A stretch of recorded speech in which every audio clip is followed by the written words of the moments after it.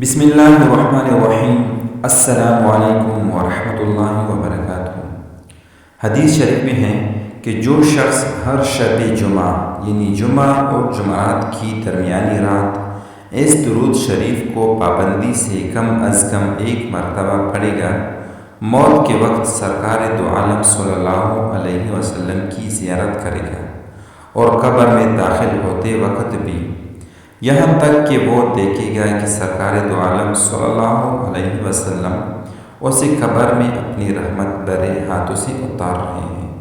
وہ درود شریف یہ ہے: اللہم صلی وسلم وبارک علی سیدنا محمد النبی الامی الحبیب العالی القدر العظیم الجاہ وعلی آلہ وصحبہ وسلم۔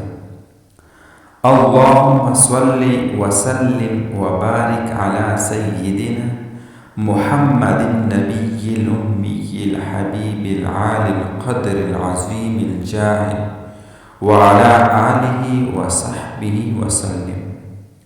جزاک اللہ خیرا کثیرا۔